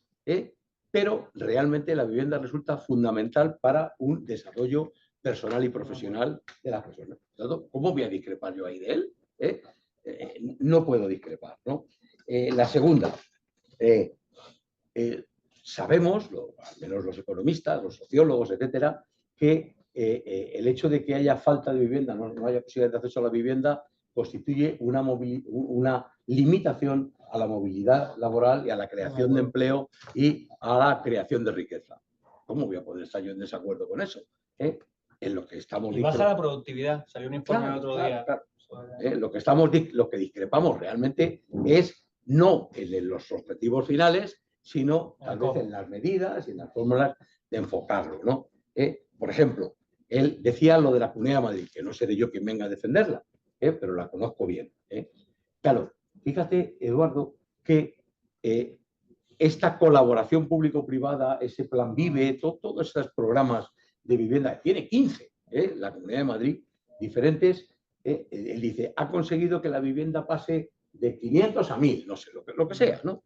A pesar de que le dan el suelo gratis. No, gratis no se lo dan, porque estamos hablando de que se desarrollan viviendas o en modelo concesional, como una autopista. La autopista termina revirtiendo al Estado, las viviendas, transcurrido el plazo de concesión, 50 años o lo que se hayan fijado en el pliego, terminan siendo propiedad de la comunidad autónoma. A cambio, pone el suelo, lo pone gratis, entre comillas, esa es la colaboración público-privada, pero es que cuando pase el periodo concesional se va a quedar la comunidad con el suelo que ya era suyo, más con lo que se le ha puesto encima. Y los que han construido encima, los promotores, tienen la obligación de conservar, mantenerlo en buen estado, etcétera, etcétera. O sea, no es gratis. Pero fijaros que tanto en venta como en alquiler, ahora ya la Comunidad de Madrid no está haciendo nada en venta. Todo lo que hace, todos estos modelos, todos estos programas, son solo para alquiler de vivienda. He dicho que limita la renta, esa que él dice que ha pasado de no sé cuánto a 1000, o lo que sea, es lo que se llama el módulo. El módulo estuvo 15 años sin actualizar en Madrid, 15. Y se actualizó el año pasado con subidas, incrementos que iban desde el 26 hasta el 56%. Pero el precio del plan VIVE no se hace Sí, vía sí, módulo, sí, no. se hace vía contrato, Claro, y se pone un precio pero quiero ahí decir, que compite, ¿no? según efectivamente la zona donde se ubicaba la vivienda, A, B, C, D, que ahora son solo 3 A, B, C, subieron el módulo entre el 26 y el 56%. ¡Qué barbaridad! Sí, pero en 15 años, pues eso significa entre el 1,5% y el 4%, o lo que fuera el módulo. Por tanto, más o menos como la inflación. Dice bien, él dice, los promotores tal. No, si los promotores tienen un problema, a pesar del plan VIVE, a pesar del plan Tu Primera Vivienda, etcétera, no pueden acometer más desarrollo de viviendas por 3 razones. La primera, porque esto es general para libre y la protegida, falta mano de obra y les falta lo que yo llamo capacidad, o lo que decimos los economistas, capacidad instalada. Si es que no se puede duplicar la capacidad de los promotores para de pasar de hacer de 100.000 viviendas a 200.000 al año. Es imposible. Se tensionaría de tal forma el sector, la actividad, que los precios se dispararían aún más. Esto lo dice cualquier economista. Pero la limitación más grave que tienen los promotores, aunque les den el suelo gratis, Eduardo, es que carecen de financiación. Claro, estamos hablando de viviendas que se destinan al alquiler. Los fondos Next Gen han financiado una parte de... Los promotores... A la empresa público-privada de Barcelona nos la ha financiado el Banco Europeo de Inversión. Los promotores privados a los que tú te referías en Madrid, que los hay, es que has dicho la verdad, sí. Son esos, son privados y lo están haciendo a pulmón, es decir, con sus recursos. El suelo es gratis, pero el suelo de vivienda protegida no puede superar el 25% del precio total de la vivienda, pero el 75% restante tienen que financiarlo. Y el problema grave que tienen, Eduardo, es que no tienen acceso suficiente a la financiación. ¿Por qué? Ya no se trata de que los tipos de interés estén al 2,5 o al 5,5. Se trata de que los bancos no les dan más crédito. Antes los bancos, en esa burbuja que él ha dicho, financiaban el 100 y el 120% y también financiaban a los promotores la compra de suelo. Ahora no se la financian. Por eso tienen... En eso te salto. Luego te paso los datos, ¿vale? Pero el Plan Estatal de Vivienda financia a estas empresas. Eduardo, Plan Estatal de Vivienda. A los que nos están viendo a cuánto asciende el presupuesto del Plan Estatal de Vivienda que termina ahora, en 2025. 1.000 millones para 4 años. 1.000, ¿verdad? 250 por año. Vamos a pensar cuántas viviendas se pueden ayudar. No, pero digo del Plan VIVE. Claro. Te había entendido el Plan Estatal de Vivienda. Sí, pero que los promotores que participan en el Plan VIVE pero si yo se lo voy a decir, pero si yo no puedo estar en contra tuya. Reciben ICO y reciben... pero vamos a decirles además a ellos lo que hacen los promotores. Suelo, ICO y subvenciones en los planes de la Comunidad de Madrid. Los promotores privados en la Comunidad de Madrid se adjudican el suelo gratis en esa colaboración público-privada, construyen las viviendas, por tanto, en la licitación se adjudican en el pliego construir 100, 200, 500 viviendas, pero a los 2 años que hacen, Eduardo, se las pasan a un fondo. No puede aguantar un promotor 50 años con la inversión, no puede. Está haciendo una especie de, digamos, desarrollador para un tercero. Es lo que se conoce, él lo ha llamado también antes, el build to rent, ¿verdad? Es decir, un promotor se adjudica en la promoción para 50 años en alquiler, la desarrolla, pone la vivienda encima y cuando la tiene terminada y ha conseguido meter a 100 inquilinos dentro, como no puede mantenerla más, se busca un fondo, a ese Blackstone o lo que fuera y dice, toma, cómprame el desarrollo, ¿no? A los promotores ni pueden, ni quieren, ni les interesan desarrollar vivienda en alquiler. No tienen capacidad económica ni capacidad financiera para hacerlo. Solo pueden hacer vivienda en venta. Entonces, claro, cuando el mercado vira hacia el alquiler, pues ellos no pueden. Y creo que quería decir algo más, no lo sé, pero lo que ha dicho de la crisis y ha puesto como ejemplo Irlanda y España tuvieron un problema muy similar de burbuja inmobiliaria, pero mientras que en Irlanda constituyeron algo parecido a la Sareb, el Fondo de Reestructuración Ordenada Bancaria, no ordenada, digamos, el banco malo. Irlanda también constituyó su banco malo, se llamaba NAMA. El nuestro tiene una duración limitada de 15 años, le quedan 3 para terminar y lleva perdido todo su capital y lleva vendido, creo que son del orden de 100.000 millones perdidos. 40.000, creo. 40.000, bueno, pues la cifra que sea. Mucho dinero. Mucho dinero. Todo el capital y está en situación de quiebra técnica, ¿verdad? Eso sí lo sabemos. Mientras que Nama, a los 8 años de constituir su banco malo, liquidó todos sus activos, ¿no? Las situaciones no son comparables, ¿no? Pero efectivamente, ya lo último que termino. Ha dicho lo de los jóvenes. Bueno, veréis, 3/4 partes de la riqueza nacional, y se entiende como riqueza nacional las propiedades, los bienes y los derechos que tienen las familias en España, 3/4 partes, el 75% está materializada en inmuebles. Probablemente el 75% de vuestros padres sean propietarios de su vivienda. Ya sé que vosotros no, la heredaréis, pero la tenéis. Pero claro, la diferencia está, Eduardo, entre Los podéis matar si queréis ahora y ya tenéis el acceso a la vivienda rápido. Mientras que en el resto de países de Europa, es una solución, ¿eh? Una solución. Esos países que tienen el 40, el 50 o más de vivienda en alquiler, no en propiedad, lo que tienen constituido es un plan de pensiones privado que materializa su ahorro. Preguntarles el 75% de los que vuestros padres son propietarios de una vivienda, ¿cuántos de ellos tienen un plan de pensiones privado para garantizarse, digamos, su supervivencia durante los últimos años de vida? Ninguno. Bueno, ninguno. Como muchos serán el 15 o el 20%. Que es una situación inversa a la que tienen en Europa. En Europa no son propietarios de una vivienda y lo que han puesto es el dinero en un fondo de pensiones, un plan de pensiones privado, que les garantiza o creen que les va a garantizar. Y en dividendos, y invierten en economía Claro, productiva, invierten inversiones financieras en lugar de inversiones económicas. económicas. Pero muy de acuerdo porque allí alquilaron de tontos. Porque allí alquilar es más estable, es más, el inquilino tiene más protección y es más asequible.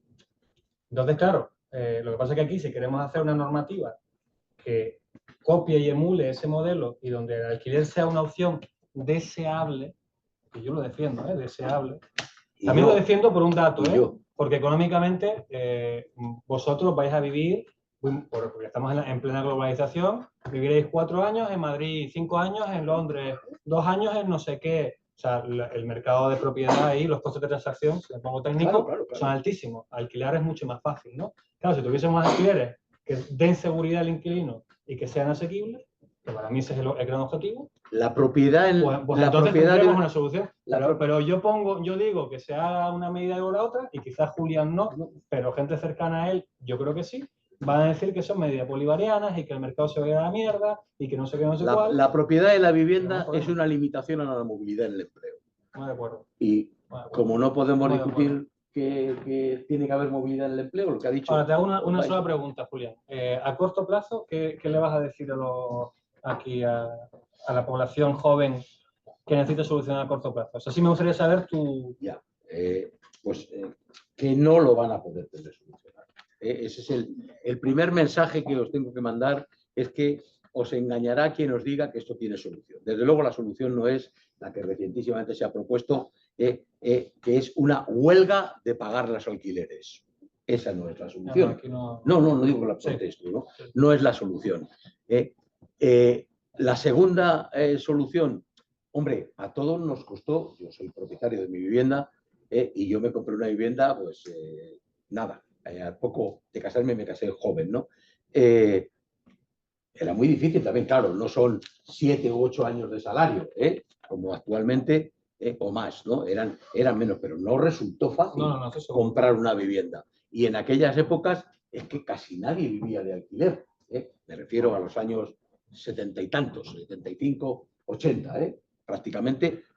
Sin embargo, tengo que decir que en los años 50 y 60, el 90% de la población española en toda España vivía en régimen de alquiler. Sí, 50. Entonces, esto ha variado, pero repito, gracias a eso, yo creo que los españoles, en una gran parte, al menos el 75% en términos estadísticos, pues tienen una acumulación, han podido permitirse una acumulación de riqueza, eso que se llama efecto riqueza, que es importante, ¿no? Y es que lo tienen materializado en su vivienda, la ven, la tocan, ¿no? Y ahí hay fórmulas, que no digo que sea la solución, como la hipoteca inversa o otras modalidades, para poder monetizar la vivienda. Total, que os fastidiéis. es que deciros lo contrario es ridículo. No, perdón. No, solo quería decir, o marcháis fuera de España. Y no estoy alentando a que se vaya nadie, ¿no? Pero fíjate, hemos puesto varios sitios del mundo, Japón, Tokio, Nueva Australia, Sydney, Melbourne, donde yo he vivido y he estado. No os podéis imaginar lo que cuesta una vivienda. 7 veces más que aquí. Y la pagan no por meses, la pagan por semanas. La renta es semanal. Y esa estabilidad que dice Eduardo, que defiende, y a mí me gustaría, de que son los contratos indefinidos, tú vete a Australia, a Nueva Zelanda, es un desastre. Claro, y vete a Tokio, sí, liberal, y diré cuánto dura el arrendamiento. Muy de acuerdo contigo. La semana que viene te vas. Y yo no defiendo eso. Creo que es una barbaridad, porque un proyecto de vida necesita un lugar donde vivir. Perfecto, muchas gracias a los dos. Pasamos, si os parece, a la última pregunta y después ya damos pie a que el público haga sus preguntas. Bien, pues como venías anunciando antes con el tema de las viviendas de alquiler vacacional, quería preguntaros sobre el tema y qué medidas concretas se deben llevar a cabo sobre el asunto. Si quieres, ahí empiezo yo, ¿vale? Lo hago rápido. O sea, cuando nacieron las viviendas turísticas, que nacieron en finales de 2009 para adelante, cuando surge las plataformas básicamente que todos usamos, ¿no? Pues decía el lobby del sector, los representantes de la Apartur y otras, ¿no? Decían que esto era una política maravillosa y una medida maravillosa porque no afectaba a la oferta y ayudaba a los pequeños propietarios a tener un ingreso adicional, ¿sí? Claro, lo que nos ha demostrado el tiempo es 2 cosas. Uno, ya hay datos fehacientes y sólidos y robustos en la literatura académica internacional que muestran que el aumento de vivienda turística va en detrimento del mercado normal de alquiler y que, por tanto, aquí quiero ser incluso, ¿cómo decirlo? O sea, yo creo que somos, y hay que decirlo bien, somos cómplices y víctimas del sistema de Airbnb, porque estoy seguro, yo uso Airbnb, estoy seguro que vosotros lo habéis usado. Aquí todos hemos usado Airbnb. Ahora, tenemos un problema de regulación, que es Airbnb genera una externalidad negativa. Que saben lo que es, los que no saben qué es una externalidad negativa, es que se genera, bueno, pues un coste que no paga el propietario y se traslada al resto de la población. Entonces, claro, ¿cómo yo internalizo al propietario privado que me está generando un coste que no está pagando? ¿Cómo internalizo su externalidad? Tengo 2 vías. Tengo una vía fiscal, que es subirle el IVA, porque se está pagando, casi no paga IVA, de hecho, el Airbnb. O sea, que tribute como debe de tributar, es lo que se está proponiendo ahora en el gobierno de España. Yo creo que es positivo porque nos permitirá recaudar, ¿sí? Y porque además permitirá que la rentabilidad obscena que se consigue de Airbnb se reduzca y, por tanto, yo en la estructura de incentivos le digo al propietario, oye, y si pones tu alquiler normal que te va a dar no sé qué rentabilidad con no sé qué seguridad, en lugar de Airbnb que me está jodiendo los barrios y me está expulsando a las familias de los barrios. Entonces, bueno, esa es una vía, la vía fiscal, y la otra vía es la vía de la limitación en los lugares en donde ya es que el mercado está demasiado tensionado. Entonces, en los mercados tensionados, ya directamente lo que no hay que dar es más licencia. Hay que combatir a las viviendas turísticas ilegales, y se combate con inspectores y con sanciones, como se combate los que se saltan y van a 200 por hora en medio de la carretera, igual, o los que nos pagan impuestos. Y se hace, pues eso, limitándola y reduciéndola incluso a 0. Yo creo que el caso de Barcelona, yo fui partícipe de la primera regulación que se hizo en Barcelona respecto a Airbnb. Lo que hicimos fue paralizar, dar licencias turísticas. Cuando se llegó al gobierno en 2015, habían 9.000 y a día de hoy hay 9.000. No se aumentó ni se bajó. ¿Por qué no se bajó? Porque legalmente no se podía bajar, porque las licencias que eran concedidas eran permanentes. Ha cambiado, hubo un decreto, el Ayuntamiento no tiene competencias para legislativas, hubo un decreto catalán que ahora sí le permite al Ayuntamiento de Barcelona bajarlo. Y ya ha dicho el Ayuntamiento de Barcelona, el nuevo alcalde, que va a ir a 0. Va a ir a 0 en 2028. Y yo creo que es positivo. Yo creo que las casas deben de ser para las familias y que las ciudades deben de ser para los ciudadanos. y que los turistas, por supuesto, tienen su lugar y que quizás haya que aumentar hoteles, pues lo aumentamos. Yo en eso estoy de acuerdo, ¿eh? Pero no jodamos la marrana con la vivienda. Veréis cómo vamos a discrepar. Ahora sí. Ahora sí, yo pensaba que aquí íbamos, justo aquí íbamos a estar. No. Bueno, vamos a discrepar con argumentos. Vamos a ver. En primer lugar, las viviendas de uso turístico son, o deben ser, deberían ser, son en la mayoría de las ciudades, en Madrid lo son, en la comunidad autónoma andaluza también, creo que en Cataluña, pero no en Cataluña también, son una actividad económica. ¿Vale? Por tanto, una empresa o un empresario. Por tanto, desde esa perspectiva, para mí es una actividad que, siendo legal, tiene que estar legalizada, regulada. En la mayor parte de estos sitios que ha dicho, como es en Cataluña, etcétera, también en Madrid, es una actividad económica que lo que dice es, oiga, usted tiene que declararla, tiene que darse de alta en el impuesto de actividades económicas, tiene que poner la actividad que desempeña, tiene que declarar los ingresos, que se haga o no se haga, eso es un incumplimiento. En la mayor parte de las ciudades también se establece una serie de requisitos, como son para que le concedan el uso. Otra cosa es que el 90% de los Airbnb no estén legalizados, o sea, no cumple con la normativa, no podemos discutirlo, pero se dice que tienen que tener acceso independiente de las viviendas, por tanto no podrían estar en un primer piso si no tienen un acceso directo, tendrían que, si van por la escalera común, no se puede. Esa fue regulación de Manuela Carmena, por cierto. Claro, sí. Pero que está bien hecha, bien. Es decir, claro, no tiene ningún problema. Y tiene que tener. Entonces, claro, prohibirlos, no.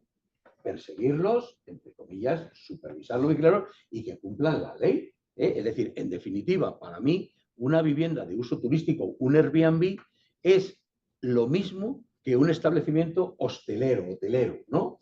Un apartotel o algo similar, que tiene que cumplir con las mismas reglas. De hecho, la normativa lo dice. Tienen que tener una superficie mínima, tienen que tener aire acondicionado, tienen que tener no sé qué independiente. Lo dice. Otra cosa es que no se cumpla.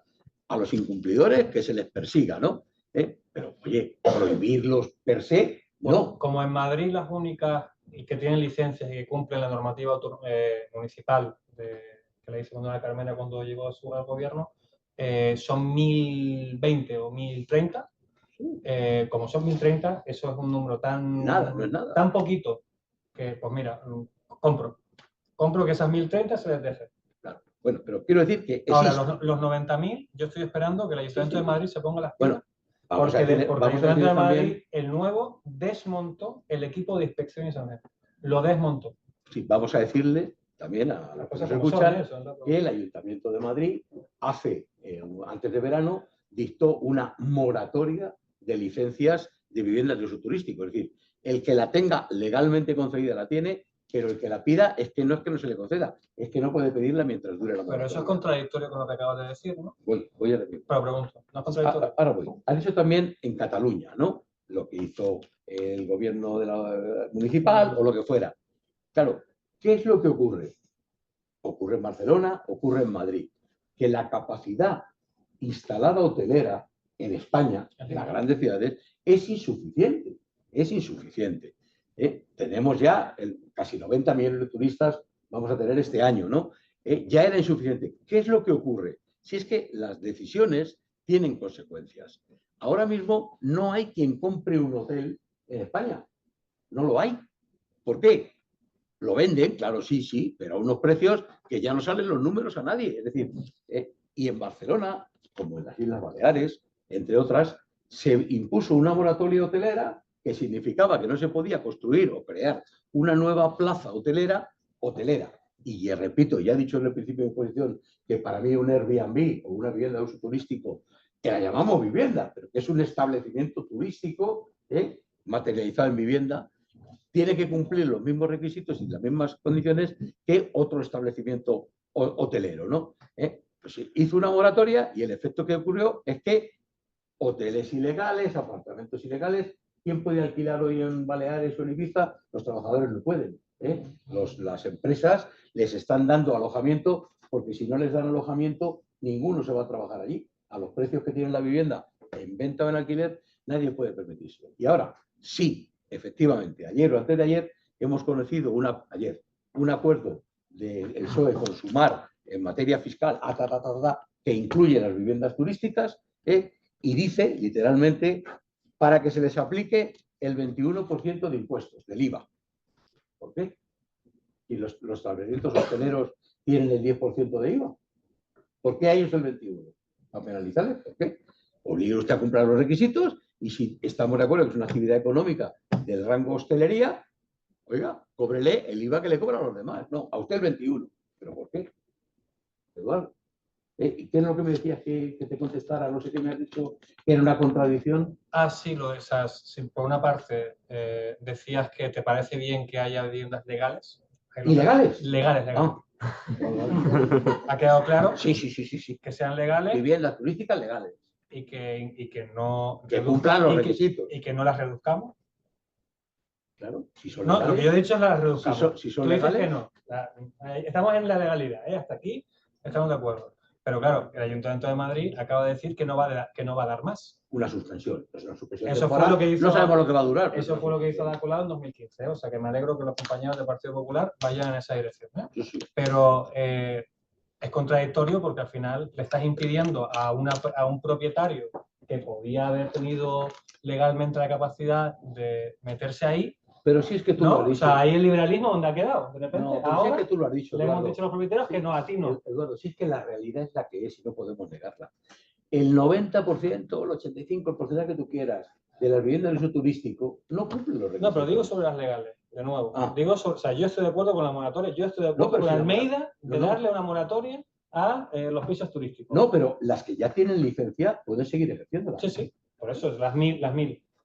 Sí, las 1000. Pero, y las otras 90. Pero tú estás reduciendo la capacidad. 89.000 que las descubran y que las 10. No, pero que simplemente remarcar el punto de que muchos liberales, que no digo que no lo seas tú, pero otros que defienden a ultranza que el propietario pueda hacer lo que quiera con su vivienda, que de repente ahora que el gobierno del Partido Popular diga no, ahora no te voy a ceder ese derecho. Me vais no te voy a perdonar dar una Oye, qué bien, ¿eh? Una expresión malsonante. Han llegado Eduardo, a la intervención. Se puede convertir...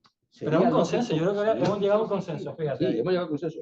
¿Sería legítimo convertir una vivienda en la tercera planta de no sé qué edificio en un club de alterne? La respuesta es que no, solo puede ser no.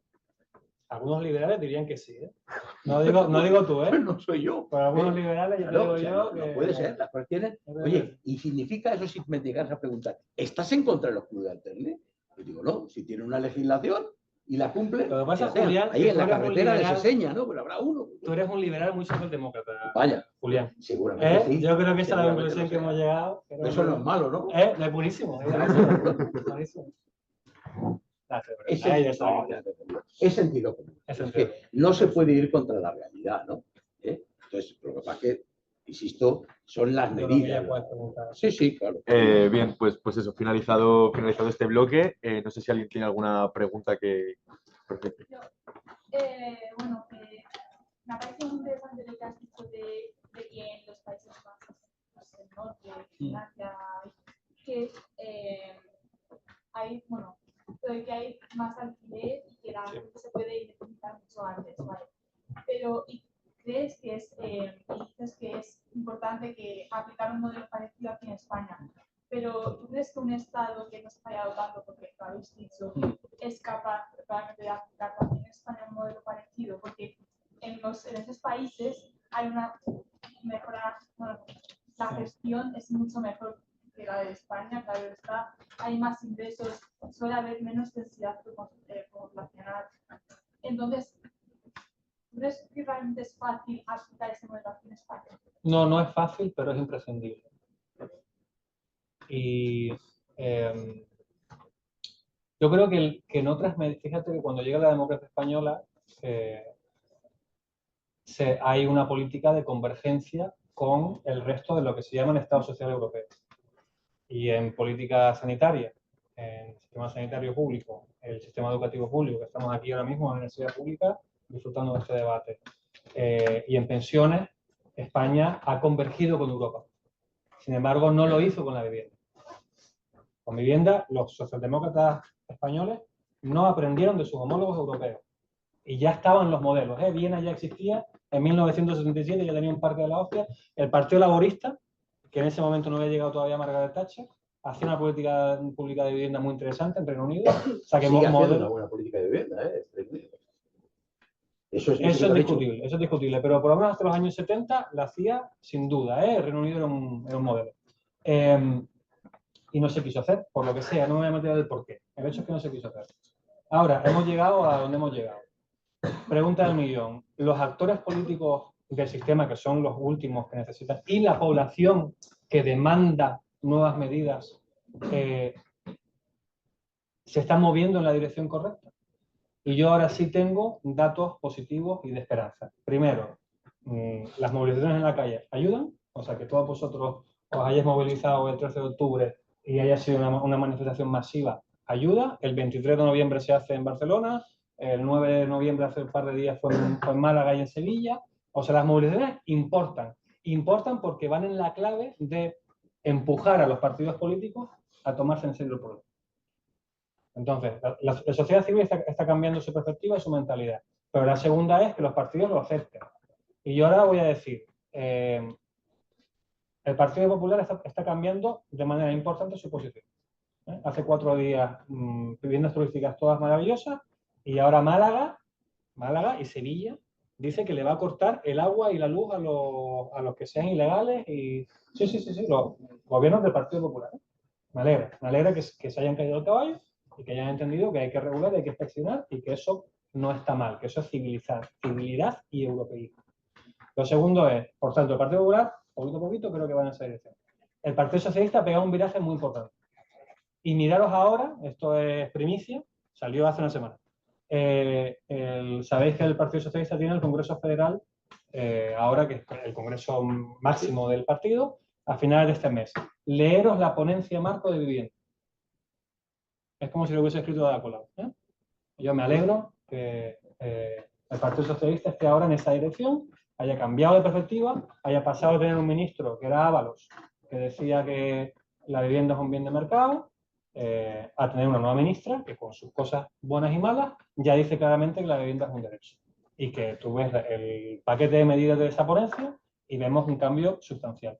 Y Sumar y Podemos y todo ese paquete de gente que cada día se cambia de nombre, siempre ha estado con esa defensa porque, bueno, creo que vienen de un movimiento por la vivienda. Por tanto, yo sí veo que ahora España quiere aprender de lo que pasa afuera. De hecho, el caso de Viena ahora se habla. Hace 4 días lo conocíamos los frikis, pero ahora los periodistas, yo traje vine hace poco la exteniente alcalde del Ayuntamiento de Viena, traje yo, la llamé yo, le dije, Micaela Kauer, vente que va a estar muy bien. Y salió en La Sexta, salió en El País, salió en La Vanguardia y llegó a mucha gente. O sea que veo ciertos elementos positivos de esperanza que vayamos poco a poco a cambiar. También has comentado mucho el modelo que hay en el País Vasco, y bueno, Sí. yo soy de San Sebastián. Y yo, por ejemplo, veo que ahí la vivienda es incluso más... Yo lo que creo que ha querido decir, más que País Vasco, es Bilbao. Porque Bilbao, Vizcaya sí que tiene una magnífica política de vivienda. San Sebastián es otra cosa. O por lo menos la de San Sebastián yo aquí no me asusto con los precios, ¿no? Te digo, Sí. O sea, aquí hay dos cosas. O sea, una cosa es el modelo y otra cosa es la intensidad del modelo. ¿Sí? País Vasco creo que tiene unas políticas públicas correctas, más parecidas a Europa, pero no invierte como debería. O sea, sigue habiendo un decalaje importante entre demanda y oferta.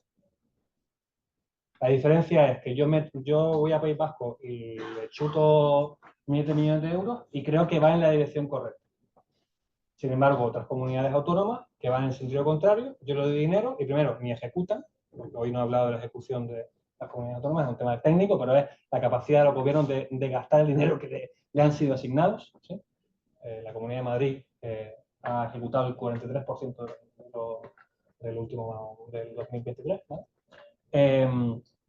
Pero que, claro, tú metes dinero sobre un modelo equivocado, no te va a dar soluciones. Yo creo que País Vasco tiene el modelo, pero le falta mucha más rotundidad y, bueno, el tema es que sigue gastando poco respecto de lo que... San Sebastián, históricamente, ha sido la ciudad con la vivienda más cara de España, ¿verdad? Ahora ya está por ahí con Madrid, con Islas Baleares, tal. Pero efectivamente eso no es óbice para que la política de vivienda del gobierno vasco en materia de vivienda pública y asequible sea una de las más avanzadas de España. O sea, Evalúa... Yo he estado esta mañana con el responsable de vivienda y se lo he con Itxaso, con Denis.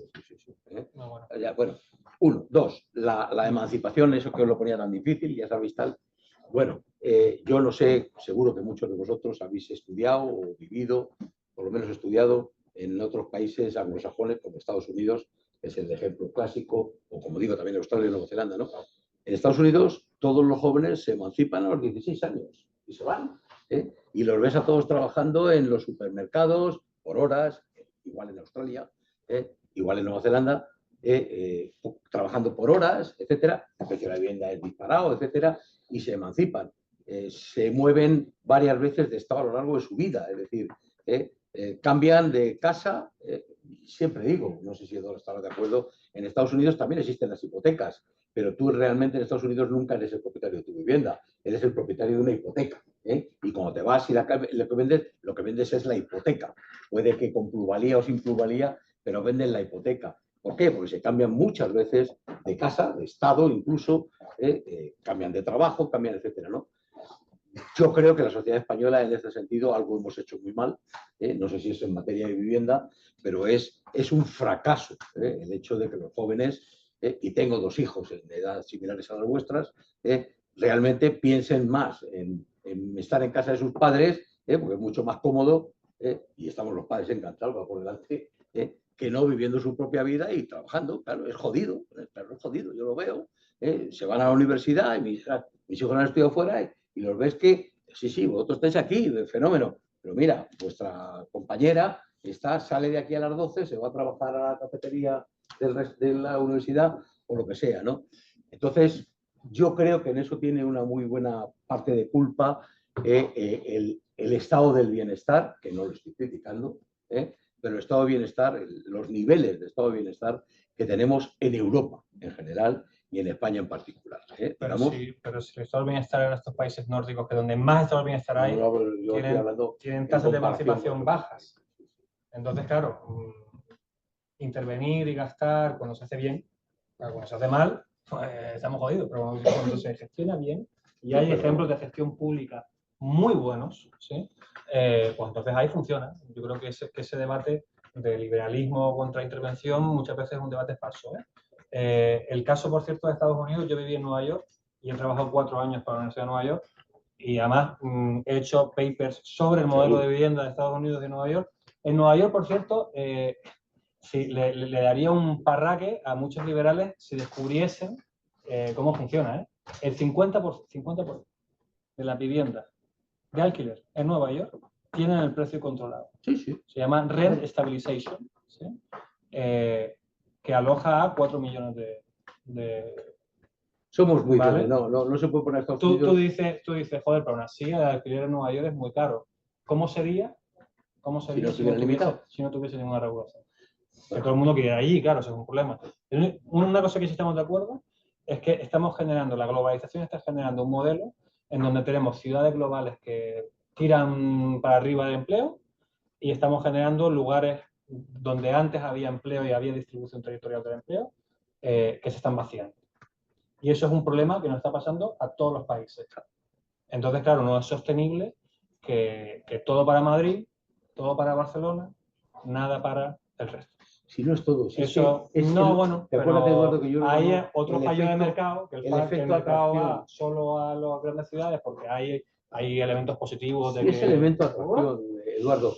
Tú has citado a Málaga como ejemplo de que están aplicando tal... La mayor crisis de Occidente... Pues es que Málaga tiene un problema gravísimo de vivienda, ¿no? Y bueno, lo último, que no sé si voy a discutir o discrepar con Eduardo o no, cuando él hablaba de cómo financiar las viviendas, si se financiar mediante la colaboración, o con impuestos. Mira, Eduardo, para que no quepa ninguna duda a los que nos escuchan, yo defiendo que, llegado al extremo que hemos llegado, la vivienda debería tener el mismo tratamiento que una infraestructura. Vivienda, housing as infrastructure. Es decir, una vivienda con una infraestructura. Es decir, ¿cómo financias las carreteras? ¿Tú te compras la carretera? ¿100 metros de carretera? No.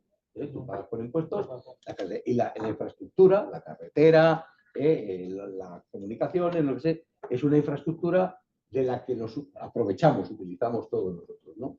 Bajo esa concepción, la vivienda como infraestructura, se resolvería muchos problemas, pero eso requiere un cambio de idea y muchos años. Mi mensaje final para vosotros, yo lo terminamos ya, es movilizaos, porque si no, no hay solución.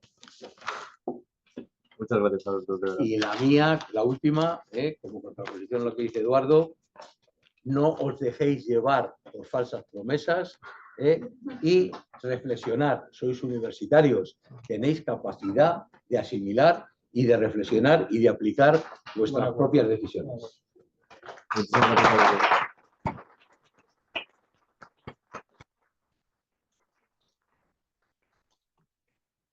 Muy bien, me ha encantado.